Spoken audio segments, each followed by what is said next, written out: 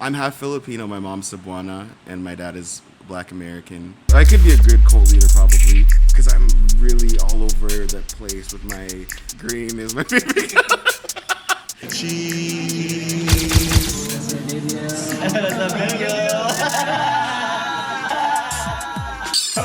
Cut it off. Just kidding. Are we still on YouTube?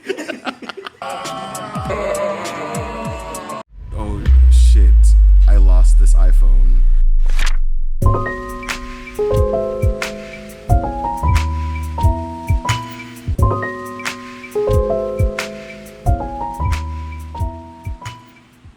Who is Andy? Andy, he is a multitude of things, but right now he's a guest on Reasons to Greatness. But yeah, Andy is also a writer, actor, director of TV, theater, and film. Yeah, and I think what's really important is that I'm a storyteller, and that transcends any medium, whether it's radio, TV, visuals of any kind. I just really enjoy storytelling and being a part of it, sharing stories, sharing my own stories. Yeah, that's Andy. One aspect of Andy. Yeah. So have you been telling stories when you were in elementary school or Yeah. So I'll give you a little bit of background. I'm half Filipino. My mom's Cebuana, and my dad is Black American. He's American, and in 1998, so this is a really long time ago, I had my first family vacation here in Cebu City, and my mom bought a camera for the vacation. And okay, yeah, and so my mom bought a camera for the vacation, and it was mainly gonna be just like her using it and my titas using it, and then like, but I kind of like got a hold of the camera and just started using it and filming all of my cousins and relatives, and then that was kind of like my first introduction to storytelling, visual storytelling, because I've been into stories like all the time, but like that was my first time actually creating something through visuals at a young age. So 6 years old back in 6 years old? yeah. Oh my god. So that was my very first time making a movie, and it was in Cebu actually. Are you Yeah. a wonder child or a genius? No, I think that I was just curious, and then like that curiosity kept steamrolling, and then yeah. Were you here in Philippines already or in America? No, this was in Cebu, so I was like in Minglanilia just recording Oh all my of god. my relatives, and I didn't even know how to use this camera before. It's like a high eight, just Panasonic camera. It's actually a very boxy, square camera, and I didn't know really like the idea of like, oh, you're supposed to, after you record something on the tape, you don't rewind it again. If you want to look back and rewind the tape, don't rewind it and leave it there and record over it. So I was recording over a lot of things, and Yeah, so like it's a tough process. yeah, and I was Yeah. only a 6 year old kid, so I didn't understand like technology besides like yeah, TV and like turning it on and you changing the channels and playing with my. I don't even think I had a Nintendo 64 yet, but it was like really my first gadget was a camera. Wow. Yeah, Are you a reincarnated director from the past life or what? maybe I think I'm probably the reincarnation of a lot of filmmakers and storytellers, and like now I'm just in the form of Andy Denson, and Andy Denson is loving that. Yeah, it's like- but yeah, so I feel as though coffee has also been a big igniter of my current work and what I'm doing currently. But yeah. Is there anything else you want to know about Andy Denson, or how should I? Because I feel I'm very giggly right now, and I'm very happy to be here. So I'm just honored that you allowed me to be a guest here. But yeah, I'm trying to talk calm. 'Cause It's okay, Andy. We love you for who you are right now. Thank Like, we you. love you for being that. Thank you. You're Andy, Yes. and you're unique, Mm. and that's why I invited you, because you're such a great person and you're such an inspiring person. And I know a lot of Filipinos out there will be inspired when they listen to your podcast. Definitely, I hope so. I mean, yeah, like just to go back, piggyback off that last thing I was saying about me filming when I was 6 years old. Like, I think that and a combination of being in the Philippines and like as a kid, like I was like that feeling of just like, oh, this is so fun and unique and cool. That kind of like dwindled away like as I got older and like started making more movies and going through school and like learning more about history and technical aspects. It kind of went away, and I think that in one regard, I think the reason why I came back to the Philippines to live here is because that's where my storytelling kind of took root when I was a kid. And yeah, so now going forward, there's a few projects that I'm making here that are all about being what it means to be Filipino in a way, and like everybody has their own ideas of like what a Filipino should look like, what a Filipino person should sound like, how they should behave, dictated on culture or religion, and like I really want to disrupt that and challenge that and make. I mean, I'm not saying that any sort of thinking is wrong, but just to kind of challenge that more within the parameters of filmmaking and within the confines or parameters of art. Like, what does it really mean to be a Filipino, and like kind of discover that more. So that's what I'm currently doing right now with my projects.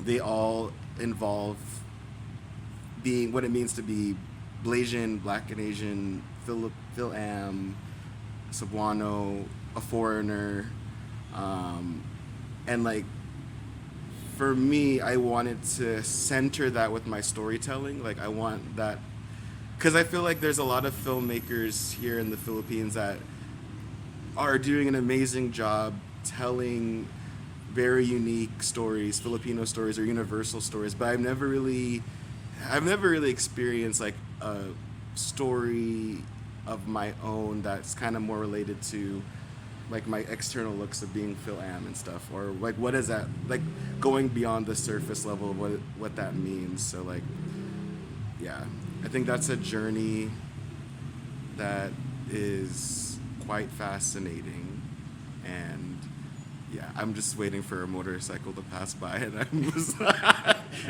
and then he was kind of staring at me in a curious way because we're making a podcast, which outside it's kind of something you don't see every day. Yeah. Yeah. So, of all the mediums out there, why filmmaking? You can just do comics. You can just do manga. I mean, a lot of manga became animations right now. But why filmmaking? That's a good question. I feel like the reason why I chose filmmaking is because in a way there's like an immediacy to it. Like when you're, for me, like I usually film people like just doing day-to-day things or having some sort of existential crisis, but like for me as an artist, seeing like the actor or just in the character and you can see it immediately, there's like an instant gratification with that, I think. But I don't think that that's the only way to tell stories. Like I feel like if I was good at drawing, I would definitely get into manga or like and it's also like or like now I've been discovering like novel writing. I'm writing couple of novels, and I noticed that like I should have just, in a way I was like I could have just like become like a pure writer, just like an author of books like fiction, comedy fiction, and like it's so much easier because with filmmaking it's so collaborative, and like there's so many moving parts to it, and there's a lot of personalities and types of things you have to go through in terms of the crew and the cast and the whole like what your body is going through, your living conditions are going through while you're making such a intense even if it's a short film. I feel like you're going through all of these on a certain scale, and but now I don't think I could ever not be a filmmaker because it's just something that I'm used to and I love, and I think it's the easiest way to document life in a very visceral way. And I think I don't think it's lazy, but I don't think that my writing or can actually match that purely. So I need that moving image, the motion pictures, the film, the cinema to accompany that. And then I feel like, yeah, it feels correct and good in my brain. It's built in the system. Yeah, like it's just built in, like stuff. Yeah, Built in Andy's system. yeah, it's Programmed like by Andy. it's a part of the iOS software, but it's early the update. So if you missed out on that, it's okay. Just kidding. So from cameras, what are the gadgets that you are using right now? I've heard from other people you're not using any high technological gadgets right now, but you're just using your phone. Yes. Can you show us your phone? Yeah. So this is my beloved iPhone 13 mini. You're using that to make a film? Yes, I think since 2021 when I bought this, I've made like at least 10 short films. I'm currently working on a feature film right now with Carl, and I've shot all of the B-roll. It's probably like 3 or so hours of this film called The Yellow Hotel, but just on the iPhone 13 mini, yeah, I feel like I know a lot of filmmakers are so in love with gear, and also there's nothing wrong with that. Like loving types of gear, like whether they're a Sony person or a Canon or GoPro, whatever, or Blackmagic, whatever. And those are powerful, amazing. There's a lot of great cameras and they're powerful, but I feel like the iPhone camera right now for me is compatible with the types of stories that I'm telling, and I think it's also freeing. Like for me, like I'm a person, if I have like my folder or if I have a cup and I have things in my pocket, I feel like that's kind of a lot, and I think it's because I grew up in a household where we hoarded a lot of things, and then and after leaving my home, I think I've been going through a process of just being more minimal in terms of my lifestyle. Like, okay, what are the essentials that I need to tell a story, and then what do I not need, and can I still have that same like production value, or am I able to tell the story with less? And I think the answer for me is yes. I think everybody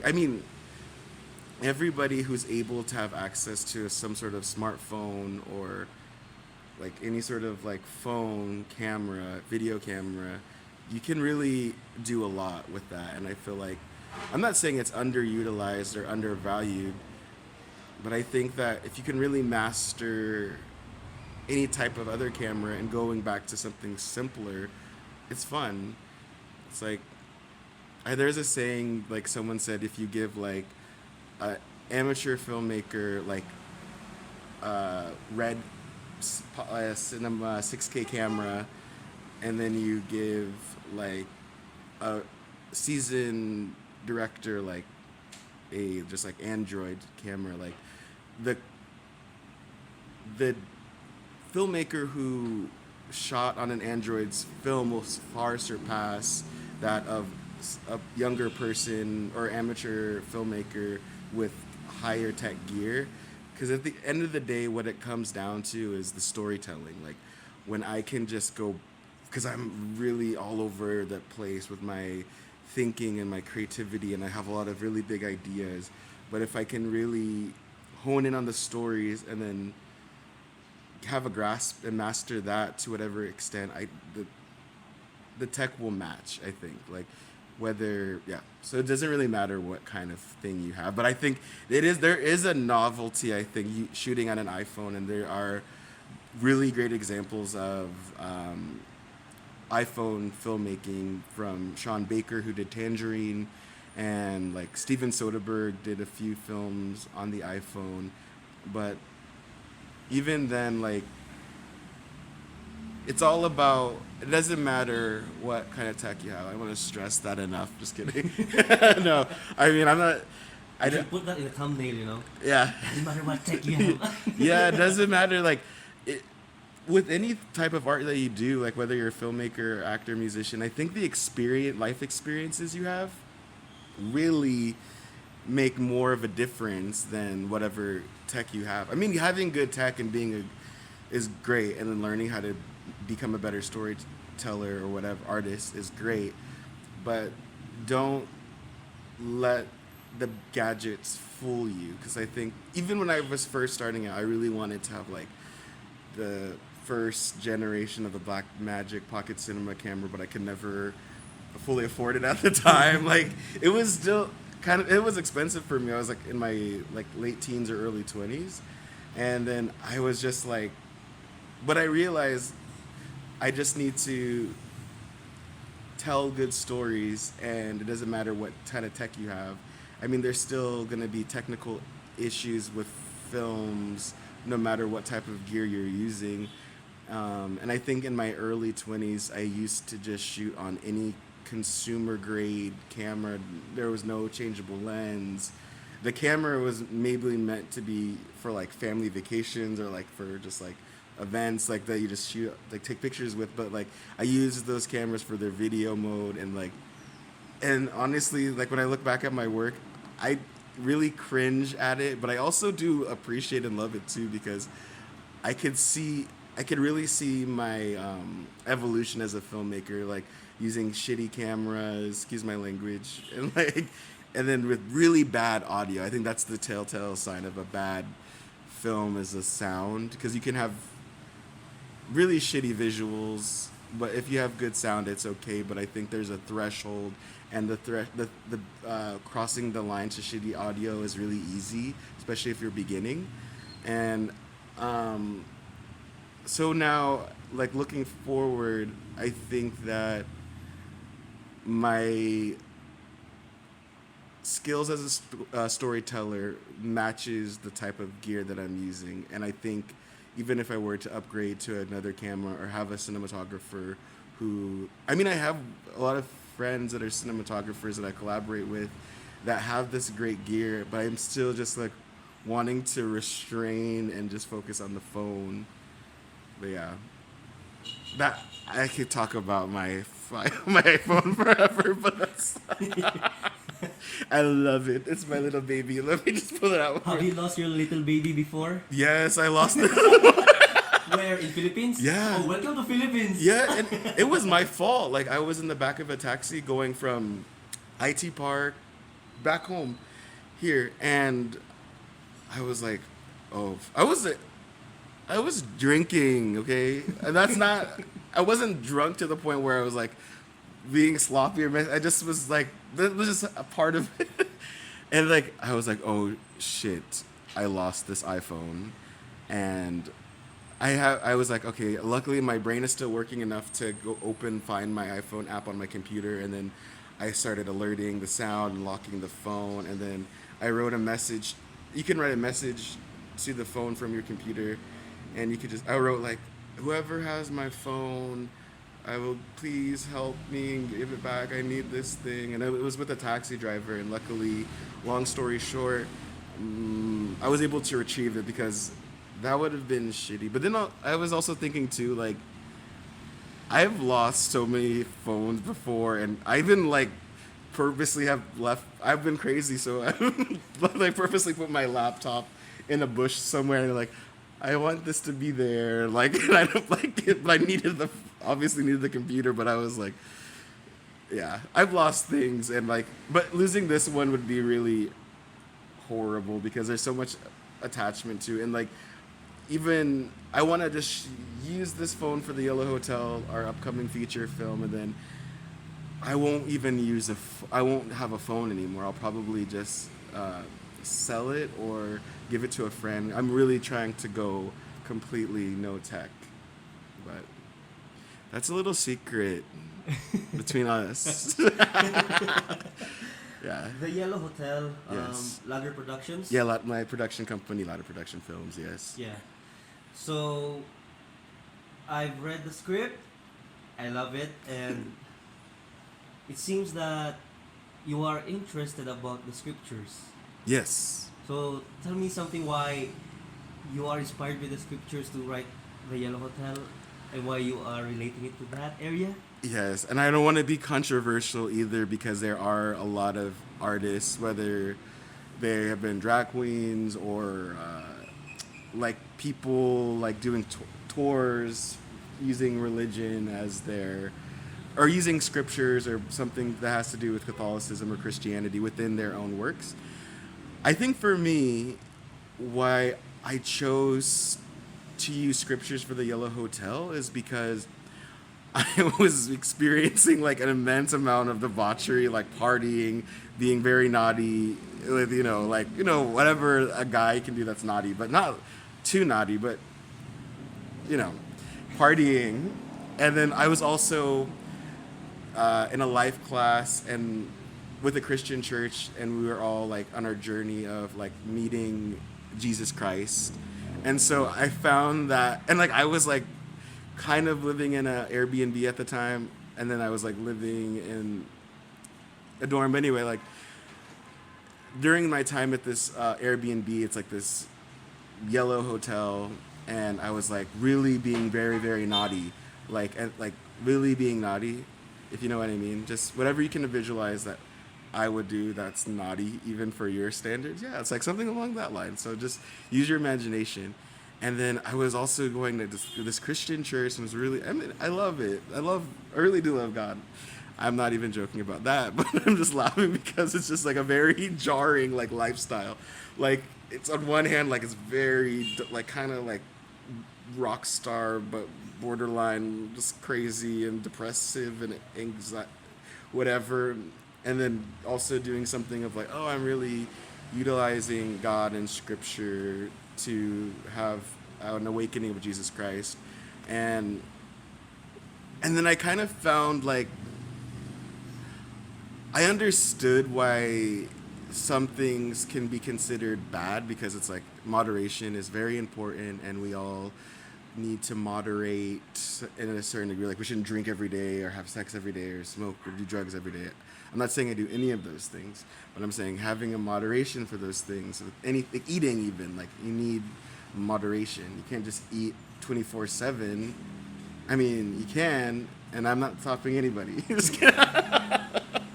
But like I think there was a contradiction that I was seeing, and I'm no offense to my church. I love my church, and I love my brothers so much, and I love all the people that I go to church with, and I love everybody, regardless of whatever their faith is.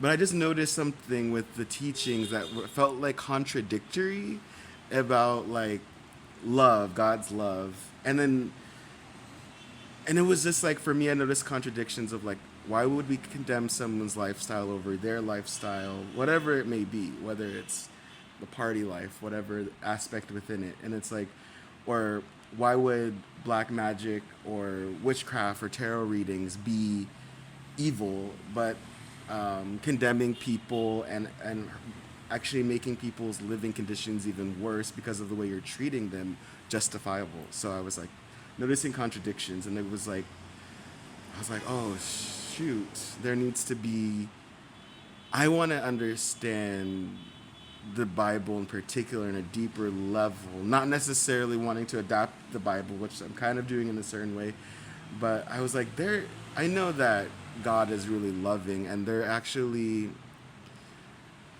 and I think I'm in a discovery currently with this story of the Yellow Hotel and the script of like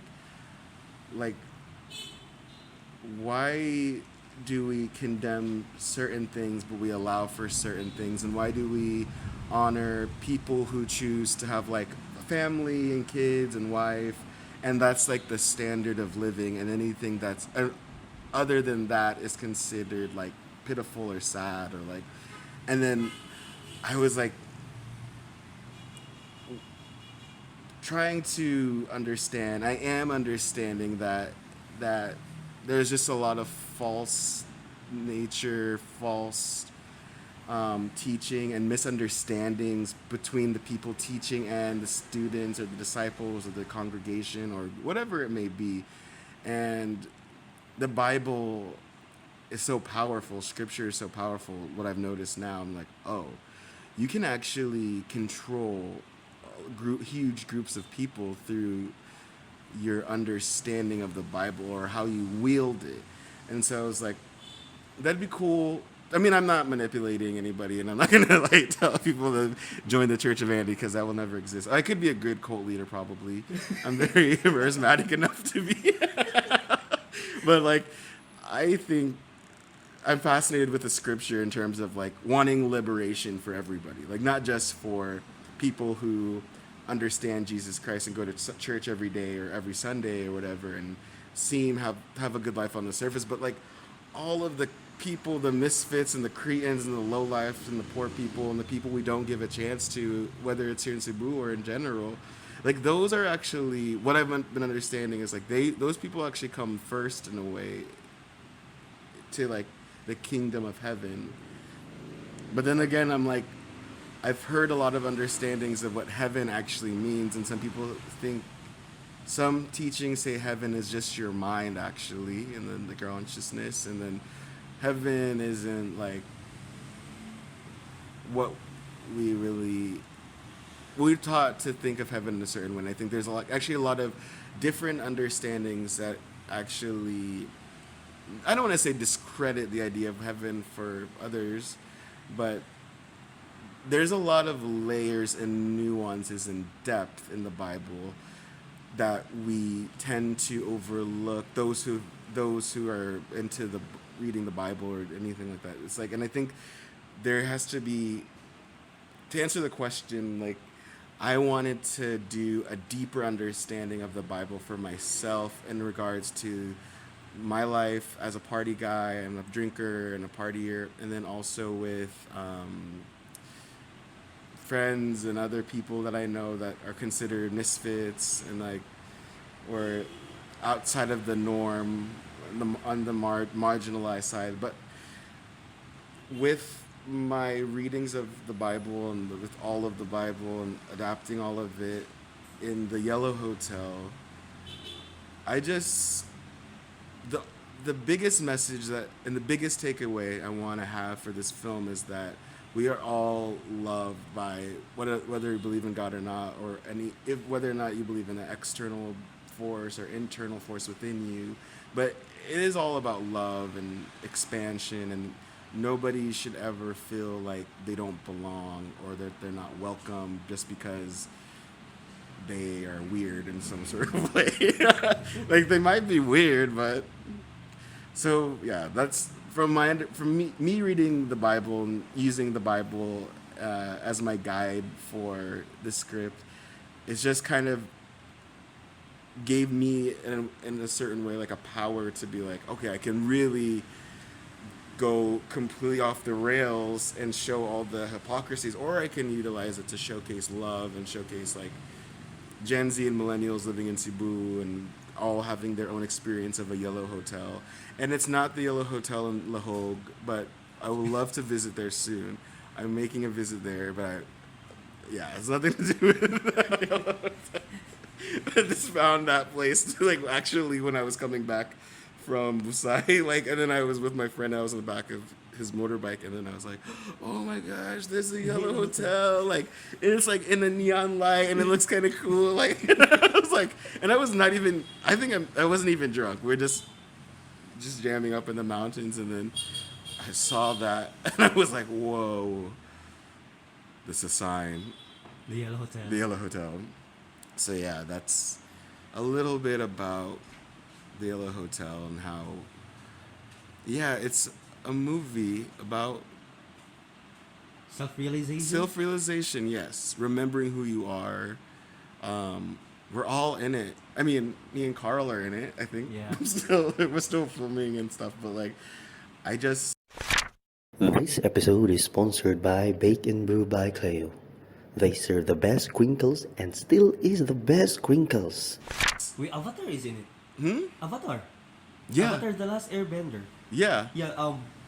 I've watched the series. The first episode literally tells everything already. Really? Yeah. Monk Yatso said, "Remember who you are." Yes. And from that moment on, Ang was just having all this self-realization throughout the episode. Yes. It's kind of trippy, Yeah, I think that the Hollywood is going for this niche already, because if we remember from The Matrix, when the movie was released, it's like telling people, guys, you should be awake right now because we are just in a dream. Yes. And that was The Matrix 4. And now people are awake and they know about the multiverse, Yes. which is the Avengers.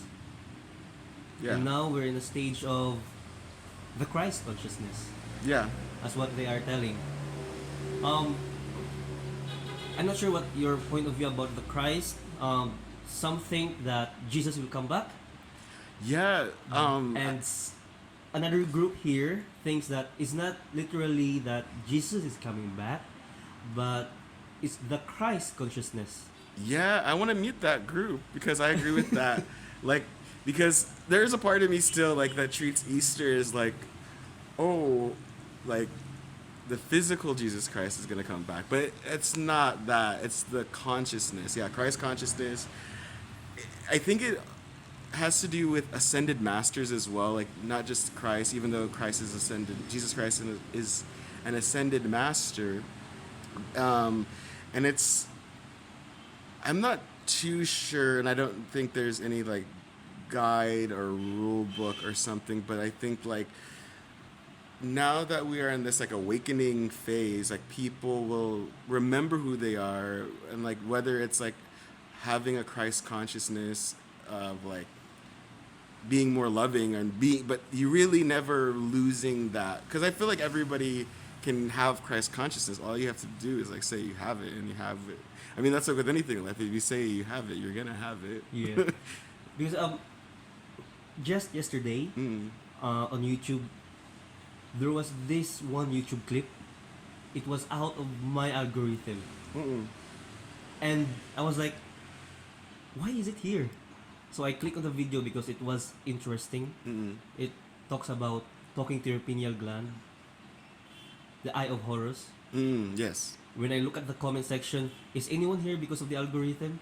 And that video was posted 12 years ago. Oh, that's trippy. And I was like, Please send that to me. I'll send it Like, to you. yeah. And, probably I'll put it in the description Yeah. as well. And I was like, wow, what is this? And when I look at the video and the author, he posted a lot of videos concerning about the awakening, Yes. concerning Okay, about that's cool.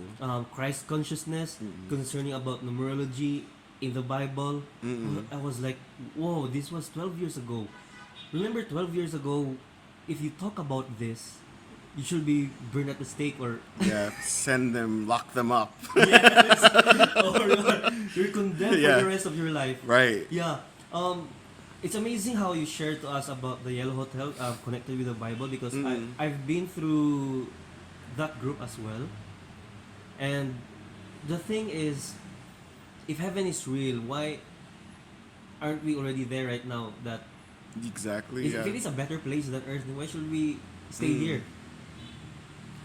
Cause yeah, and for me, like I feel like I've always asked that question to myself as well, and then in a way, it's like there have been times when I've thought like, okay, we're living in hell right now, or we're literally living in heaven and hell and earth at the same time, but we're only aware of like this third dimensional like type of being right now, but we always are, our bodies are always connected in a lot of different, Exactly.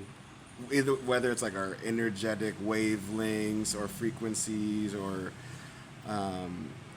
but we're like in multiple places at once. Like that's like along the lines of like a multiverse. Like we're in heaven and we're in hell and we're on earth at the same time. And then it's like some people say we chose to be here and some people say it just happens randomly. But I don't think there is actually anything that's random. Yeah.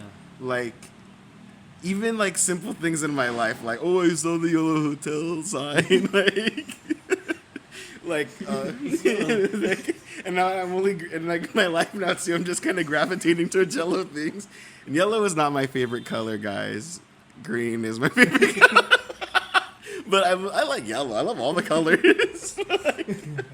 But I've just been like, okay, there's a reason why. I mean, there's a reason why that I went to that hotel like in 2022 after I came back from Typhoon Odette from the U.S. back to Cebu, and I stayed at this place that's a yellow hotel, and having those experiences leading me to this very moment where I'm sitting here right now, understanding like your consciousness is always putting out all the signs and like answers in front of you, because life can kind of seem like a big like giant puzzle in a way, but it also feels as though there's really nothing to solve or no mysteries to solve. Like it's just in front of us, like whether it's how nature perceives itself, how we perceive nature, how we perceive our body, how we even perceive our breathing. And I think that going back to the Christ consciousness thing, I think there is some sort of awakening that's happening, and it doesn't, in a way, I feel like there are people on this earth that are really actually ascended masters living among us, and like but maybe they're not, we just don't know them, or we don't know everybody. Well, I think the gurus right now, but not just particularly in India, they are already in YouTube. Like Yeah. some of the gurus are sharing about Christ consciousness, and some of the part in the Western areas, they're also sharing about their experience as Christ consciousness. Before 12 years ago, it's all about good and evil. Yeah, it was so binary, like this is Yeah, good and it's this good is and bad. evil. I had a dream that I went to hell and I saw this and that. You're all going to hell. Yeah. And now I rarely see those types of video already. Yeah, I don't really see like that kind of like bigotry or ignorant thinking. Yeah. But I mean, it definitely exists, you know, like, but I think there's like what's revelation is like lifting of a veil. So like there's kind of like a veil, whether it's this thin veil or it's like invisible veil for all humans and everybody's own particular journeys of like, okay, this reality isn't what we actually thought of it to be, and like we don't have to be so narrow-minded in what we think is good and this is bad, and like, but maybe Christ consciousness in a way, an aspect of it maybe is just like a loving acceptance for everything as it comes to you and embracing it holistically. Whoa, trippy.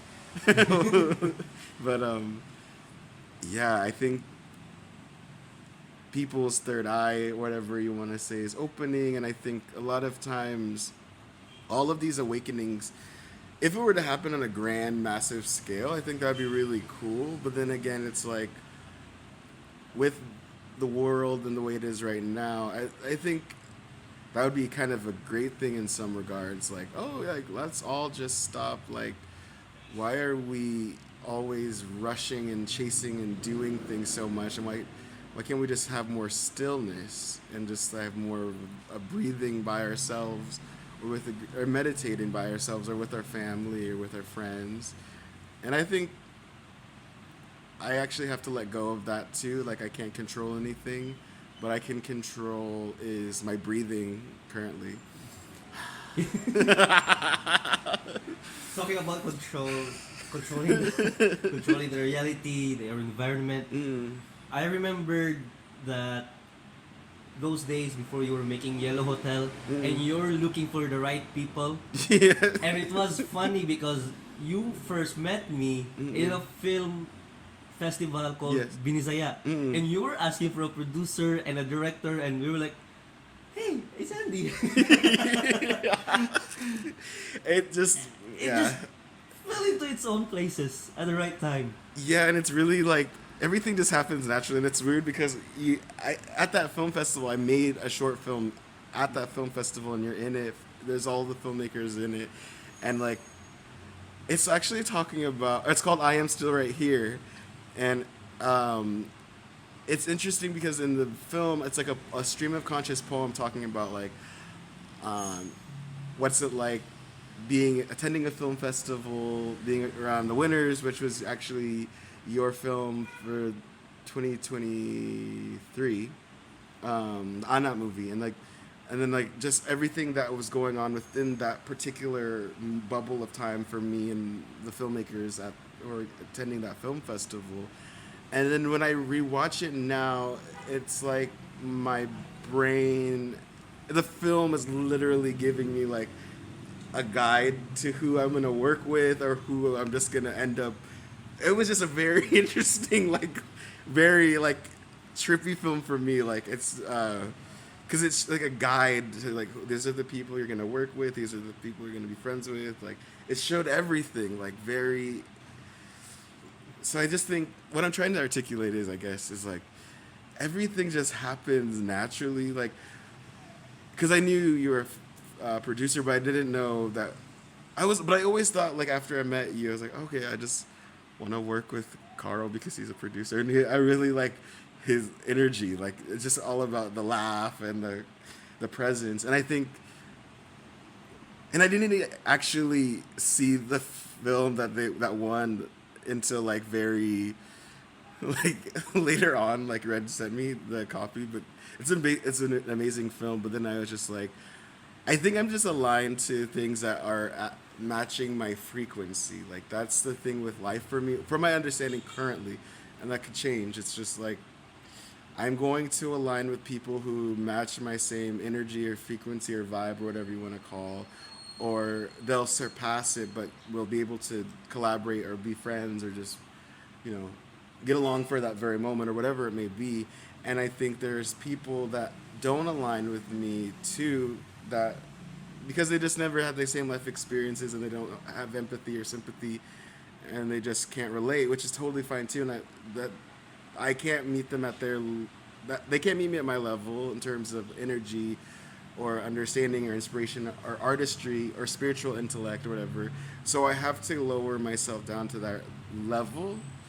And what I actually was like, what I'm hoping for now with like the Yellow Hotel is just like I'm aligning myself to people that are matching the frequency of me or the story, and then like, but everything just happens naturally and falls into place. Like it's kind of very trippy now, like that I'm doing Carl's podcast and I'm sitting here because it's just like, yeah, I just think it's very yellow. Just kidding. Yeah, that's so very cool. Yeah. It's quite an amazing journey, honestly, of this filmmaking, and I'm always asking this in my mind, like, in your film Yellow Hotel, will there be an ascended master? Yeah, so actually that's kind of like it's kind of a weird thing right now because reading the Bible and then the ascended master technically would be God or but the with Jesus Christ too. But then I was like it feels I kind of want to make I don't want to give it too much away, but if you're listening this far, please don't spoil it. Just kidding. I'm not gonna spoil anything, but I feel like Jesus Christ or the ascended master within the Yellow Hotel is actually would be Jesus Christ, but I don't know. I don't want it to do in a way of Passion of the Christ because it's like, do we need any more trauma? Should we be acknowledging the salvation and like the love as well besides the crucifixion? No offense to that part of the story. But I think Jesus Christ and the disciples were so chill. And like the only way that I can imagine that currently in my state of life and living in Cebu would be like, it'd just be a bunch of like guys and girls like hanging out, just chilling in the corner, just drinking something, eating something, but very just chill, going about their day to day. And it's like, I feel like Jesus Christ, in a way, for the Yellow Hotel would have to be more like he is in the film, but you never see him. Kind of like in the like a Muhammad approach, like where like even for certain portraits of Muhammad, he's ascended master within the Quran. Yeah, Quran. Correct. Yeah, but I'm not sure. Yeah, the Quran. And like when you see certain image of him, you only see like the hat, a turban or whatever. Then it's just blank, and then you'll see just everything but him. And I kind of want to do that approach with Jesus Christ. Like maybe people in the characters know him, or a guy named Jesus or Jesus, and it's Jesus Christ. And you can hear about all the amazing things that he's doing, but Jesus Christ is also trying to remind everybody that they are just as capable of doing those things too. Yeah, exactly. I So, mean, can we spoil everyone about yeah, Jesus is not white? yeah. I mean, yeah. I mean, a lot of Filipinos right now still think that Jesus is white. Even the backstory of the Jesus Christ that's currently being proliferated in. Not being racist, but Yeah. just being biblical accurate and history accurate. That Jesus was not really white at all, and he's not No. really dark at all because he is somewhere in between in the Middle East. Yeah. Yeah. And people in Middle East are More brownie. Can I say brownie? Are we still on YouTube? Wait, oops. Excuse me. I was that. Cut it off. Just kidding. Are we still on YouTube? No, I mean, yeah, like the complexion is not as white. I mean, the whole idea, in a way, like I'm not trying to be controversial or something. This is a conversation that's been happening a lot with the idea of Jesus Christ and even the depictions of God. It's like the man who's depicted as Jesus Christ, I think, is a son of a pope, but I don't remember exactly the name of that pope. This pope had a son or something like that, and that son became used as a portrait of Jesus Christ. But another reason for using white ascended masters is because it's trying to make people think it's only attainable for a certain type of person. And I'm not saying every person is doing it consciously of like using white Jesus as like, oh, this is. But when people think of holiness, they don't think of black people or brown people. Usually, they think of white people, and that's why it creates this like illusion that white people are superior through the use of their images in religious iconography and portraits and whatever. It's like showing them as white because that's the level and that's the goodness and everything. It's like that whole binary thinking that was taught from generations and generations ago, like black and brown is bad and they have to be subordinate and the white are the leaders. Yeah. It's a subconscious thing that is being done. Michael Jackson said something about that. Yeah. It I doesn't love matter if you're. black or white. Yeah, exactly. Oh, and I think I'm that- staring at the man in the mirror. Just kidding. Yeah, I think Michael Jackson was telling everyone Yeah, that, guys, it doesn't matter if you're black or white. true. Right? Yeah, and I think currently, if we're all ascending into these higher state or aligning with our our higher selves, our higher spirits, or we're ascending consciously, whatever. I think sooner or later we're gonna realize that like all of these ideas of color and race actually didn't really matter at all, and it was actually kind of keeping our lives staggered and like not going as forward because we're always thinking about things in a binary way. And I'm not saying that's bad either, but I'm not saying it's good. I'm just saying it's like something that we can all move past and transcend and evolve forward and be progressive. And it's not like it's not gonna harm anybody to be more of like open-minded about more things and being more and more open-minded to the point where it just doesn't matter anymore, and you can still have an amazing life, doing whatever you do. Um,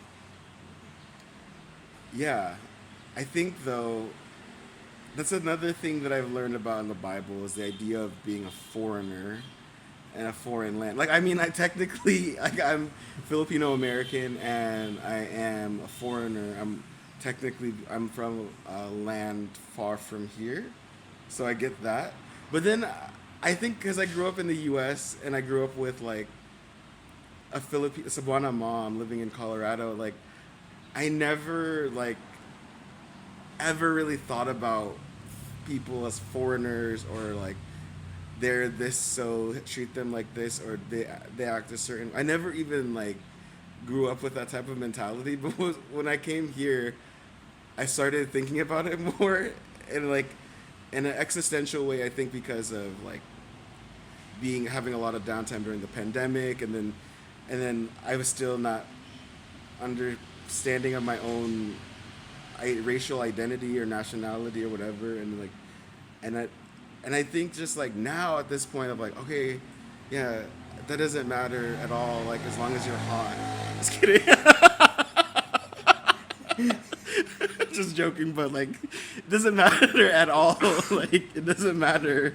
Like, and I think it's like, even though white Jesus is actually psychological warfare, I'm sorry, not sorry, but it is a tactic that was used by the Catholic Church. And I'm not saying there's anything wrong with the Catholic Church. Like, the friars did so much, and they helped so much in ways, but every group of people has done harm and good at the same time. Like, even our parents have caused us harm and also good things at the same time. It's like and it's not just that, it's like very nuanced too, like with everything. So yeah, going forward though, yeah, I don't think there's anything wrong with white Jesus, but it's good to understand like that the Bible actually mentions Jesus just like external appearance a lot. The Book of Psalms. Yeah, and also in Revelation, and there's many forms of Jesus. It's like, and I'm not trying to say this in like a jokey way, but like, you know, like there's like a lot of different Gokus, right? Like there's a Super Saiyan and like Jesus Christ in the Revelation looks like Super Saiyan mode, like he's very bronze and his eyes are like glowing, and it's like very different depiction of what we see of Jesus. And I think like that is like something that really is in a way can be spiritual and psychological warfare. But the thing going forward is it's like I'm not going to like go around and like take down pictures of Jesus Christ or harm anybody's or say what they're thinking or doing is wrong. What I do feel concerned about sometimes is like people feel the need to think you're doing wrong and use religion as a cover-up or a front to their own offense or their own misunderstanding to God and love and what it really means to be Christ-like and to be really loving. And I think, yeah, that's a challenge that I think artists who use religion might go through. It's like some sort of persecution or like, oh, they're talking about religion or God, or they're talking about spirituality, but they're offending me and this is a crime. And it's like, the only crime is your hatred. And that should be jail. Because I feel like, and people have actually tried to use like the Yellow Hotel as a worry thing. They're like, oh, what if this becomes a popular movie, or what if it gets shown in Cebu, but then you become like a persona non gratis because you're talking about religion or you're talking about the Bible. And it's like, that is not my problem at all. Like, and I'm not worried about it either because I feel like with the Yellow Hotel, I'm just like, this is like a holy film and this is a protected film, and anything that can be used against me cannot work because I did nothing wrong. Yeah, exactly. And like, yeah, so I think the whole thing too with out of production films is effortless cinema, tropical core, and really to highlight millennial, Gen Z, or marginalized people within Cebu City and whatever, and just really tell stories that uplift people and highlight different people's lives, and none of the films are ever used in a way to contradict or go against anything. It's just like, yeah, it's all about making beautiful art, beautiful films, and winning a lot of awards and being like looking hot. Just joking. To just like, yeah. Were you bullied because of your color before, or? I think I've been bullied on different occasions for sure. Like, I've been bullied Since for we're talking about color and Yeah, about yeah. Jesus' color, were you bullied before because of your color? like not on a regular basis, but Seasonal?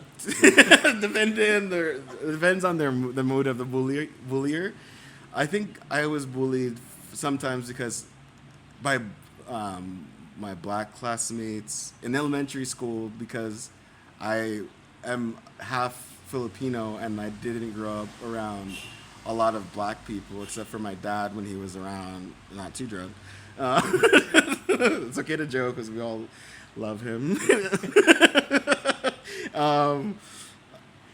And then I think I was bullied in like I had a really random thing when my mom brought us to a Christian Korean church. I'm laughing. Well, like my mom was because we were going to a Catholic church, but my mom was like we love the church and everything, and we're like it's a neighborhood Catholic church we went to, but I think she wanted to just experiment and try different churches, so we went to a Korean Christian church, which is not funny. It just sounds. I'm laughing because it sounds random. And I would get bullied there because of being black by the Korean guys there. They're really big. They would like really lock me in a room and beat me up, and make my sister watch. I was like, they're very into that kind of like torturing, like it's in their dramas too. You can see it. And in the Philippines, I think I wasn't necessarily bullied for being black or anything. It was mostly because when I went to high school here, I went to half of my first year high school at Asian College of Technology in Bulacau, and I didn't get bullied per se, but I would get like ostracized and like ignored because I didn't give money to my friends, or like they wanted me to give and give and give because they're like, he's foreigner, is American, so I am. But I got bullied for other things, but like, I think bullying, this is going to sound like a hot take, but bullying is actually like good sometimes. Because I notice like, you can tell if somebody's been punched or not by their attitude. And then some people look like they're about to get punched, maybe not today, maybe in a few weeks, because of their attitude. But like, I think even because we grew up in the 90s, so I think bullying is still rampant now, but different, the cyber. But I think I'm not saying bullying is good, and like, because sometimes bullying obviously can lead to suicide and like really bad things, horrible things. But I always saw bullying as like a lesson to like be stronger and how can I handle myself better in a situation. And yeah, but bullying is good asterisks, meaning like with a caveat to like helping you to grow and develop, because I definitely deserve to be punched in the face for some things that I've said in high school. Like one time I was at a party and I wasn't bullying, but it was weird because like I was drunk and there's all these like white guys, like jock guys, and like I was already really drunk because I was just at this is my friend's party and we were just there early, and then a lot of people start showing up, and then I just remember just being so out of my mind drunk, seeing these group of guys, and like I just like was like I had a full cup of beer, red cup of beer, solo cup of beer, and I was like, I really want to just throw this. I was thinking I'm gonna throw this in his face, and I just threw it across the room and hit it like boom, and then later he like beat me up outside. Like they're all strong, and then what was the weird thing though is like my group of friends that were there with me like didn't defend me. that's like a form of bullying too. Like, you have to worry about friends like that, like who don't stick up for you. Like, they'll always side with the other person, even if you're wrong or right. It's like, your friend is supposed to support you no matter what, like, not switch sides. So like, those are the real people to worry about. Like, the bullying thing is fine because it's very in your face and it's physically happening usually, or talking at you or verbally abusing you. But the ones that are just around and just like lurking and just like loving your like torture is like, those are freaky people. And like, that is considered like, this is air quotes for those who are listening. It's like, those are like the real demonic type of friends or weird friends. Like, they're just gonna like watch you get like beat up, or they're not gonna stop it, or they're not gonna console you or like say anything about it. Just like, just be mindful of that. That's the real like type of bullying you have to worry about. It's insidious.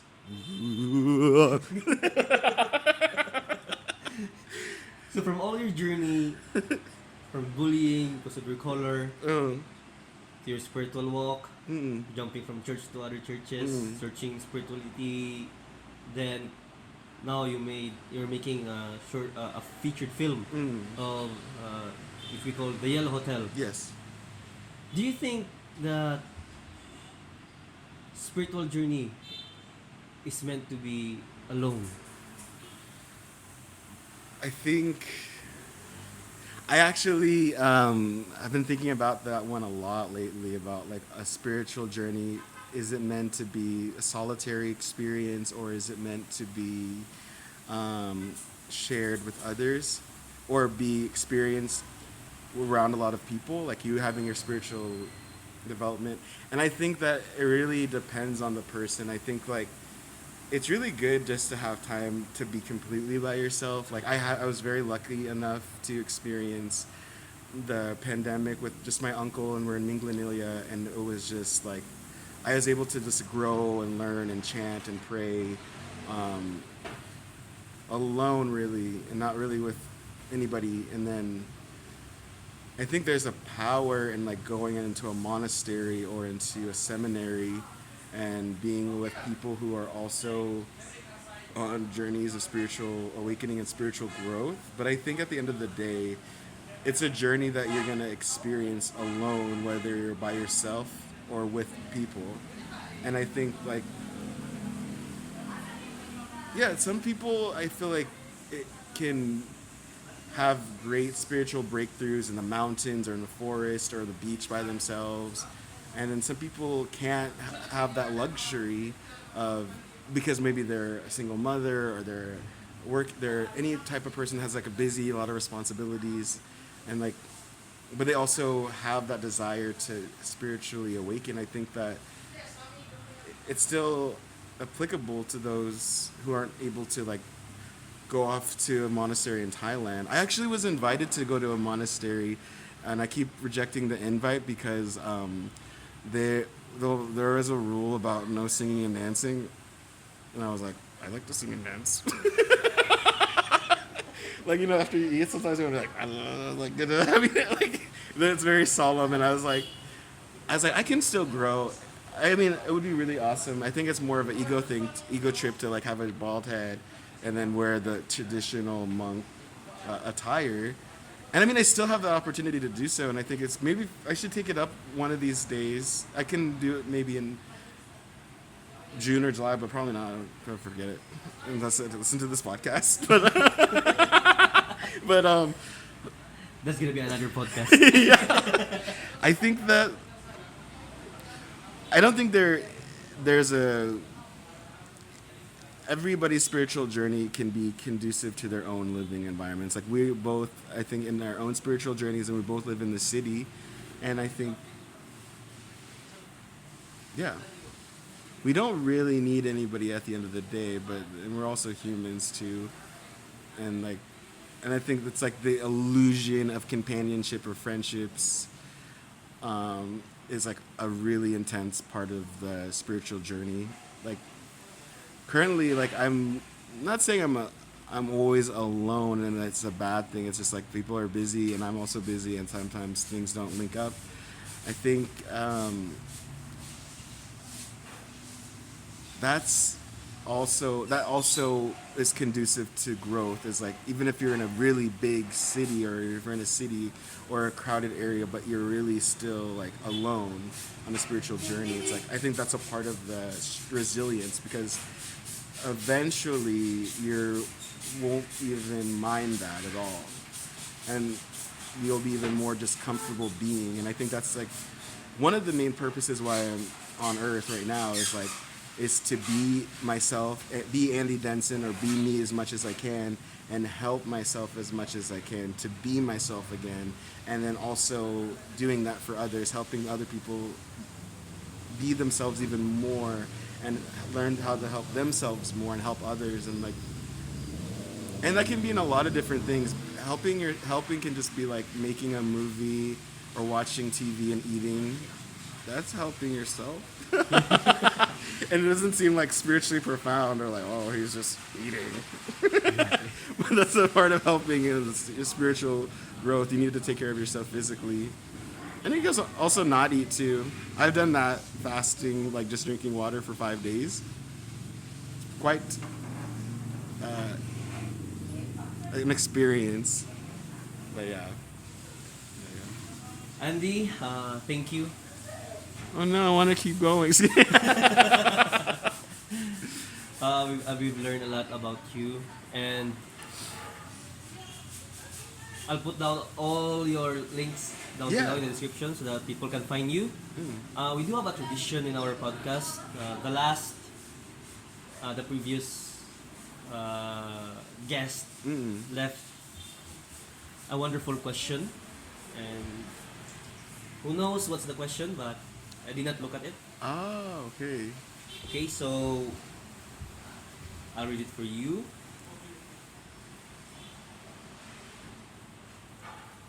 So here's his question. What are the 3 things you are grateful for and why? Wow. The 3 things I am grateful for are, I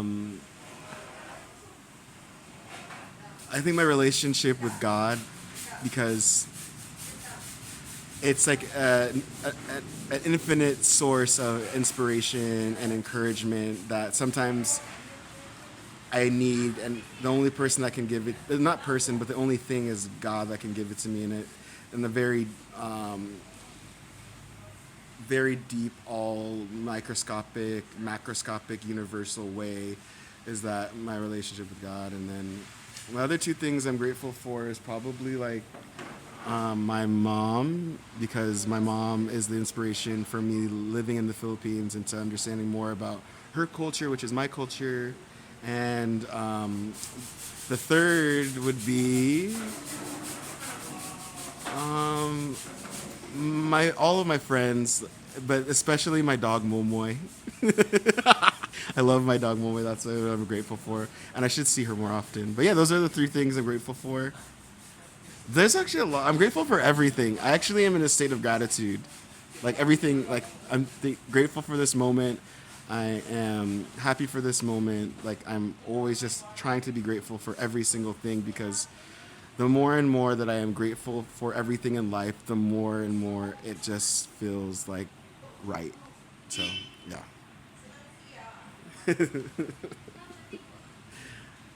That's awesome, though.